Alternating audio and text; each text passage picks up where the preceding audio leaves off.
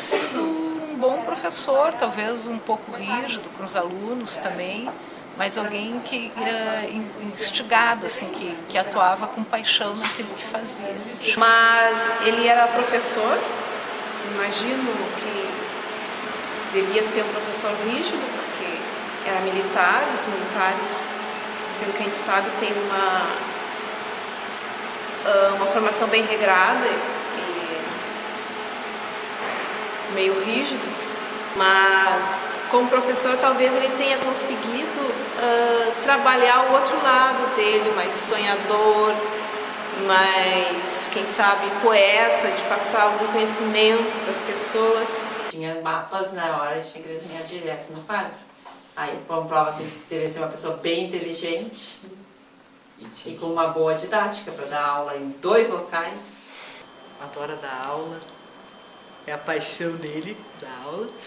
E aí, nas férias, ele vai passear por aí para conhecer um pouco mais sobre a geologia do estado. Que é apaixonado pelo trabalho dele e está sempre trabalhando, tanto no trabalho quanto em casa. Bem perfeccionista, assim. Ainda mais devia ser bastante filósofo também, devia ser rigoroso e ao xingar os alunos ele dava um ar de filosofia ao que ele falava. E preocupado com a natureza. Acho que era uma pessoa séria e que queria passar para os outros essa mente de observador, né?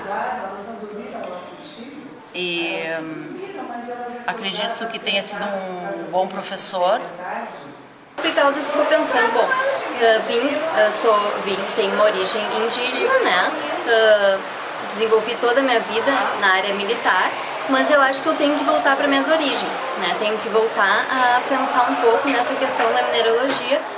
E principalmente essa área assim, de mineralogia, geologia, eu acho que é algo assim, bem inspirador, que de certa forma foi por onde ele conseguiu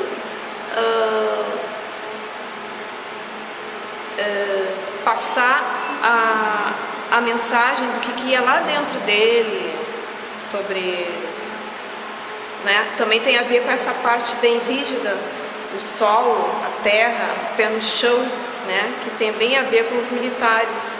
Sabe ver qual era o solo melhor, o terreno melhor para quando fosse fazer uma revolução, o que era mais propício, onde é que as armas iam funcionar melhor. Então eu já imaginei ele na ditadura, assim, ele querendo instaurar uma ditadura, querendo no Rio Grande do Sul, e separar o Rio Grande do Sul do Brasil de novo. Eu acho que o Tupi Caldas, ele talvez tenha tido uma origem muito humilde, porque o sobrenome denota que pode ter uma origem indígena, em alguma medida, e talvez ele tivesse grandes inspirações científicas e tenha buscado isso pelos meios que ele tinha na época, possivelmente entrando para o seminário, que era uma maneira de poder estudar. Quem sabe quando ele era seminarista, ele não acabou se envolvendo com uma moça da comunidade lá, teve problemas, teve que sair, teve que casar com a moça, e aí o que restou foi procurar uma carreira militar, né? Mas sempre, na verdade, tanto fazia para ele uma coisa ou outra, porque o que ele queria mesmo era seguir a ciência, né? E aí foi o que proporcionou, então, ele buscar aquele conhecimento que ele estava interessado. Eu acho que deve ter sido um autodidata, pelo tipo de livro que ele escreveu. Tenha sido uma pessoa inovadora para sua época, tenha sido uma pessoa que desafiou algumas das questões, enfim, do que vinha sendo tratado, vinha sendo abordado em relação à história de Porto Alegre, em relação à história da criação, né, da fundação de Porto Alegre, até por essa questão de ter desenvolvido esse mapa geológico, enfim, né. Um visionário, porque descrevendo tudo isso, que nossos recursos minerais só agora estão sendo devidamente explorados, como as pedras preciosas. Estava buscando contribuir com alguma coisa que não existia ainda na época dele. Ou talvez ele não suportasse o conservadorismo e a rigidez da instituição a qual ele pertencia, que talvez não tenha sido exatamente uma escolha dele, tenha sido o que foi possível, né? E aí a válvula de escape para ele foi, então, investir na ciência, né? Foi buscar uma outra esfera de ação e de conhecimento. Eu acho que ele não se contentava em ficar dando a aula, ele queria mais, queria pesquisar, queria saber mais. Com certeza um nacionalista, uma pessoa bastante avante assim, do seu tempo, porque é um estudioso que não se atrelava assim aos parâmetros que chegavam da Europa, mas alguém que, pelo que tu fala, assim, gostaria de desenvolver uma cultura local, alguma coisa, né? Daí a intenção dele de rever os fatos.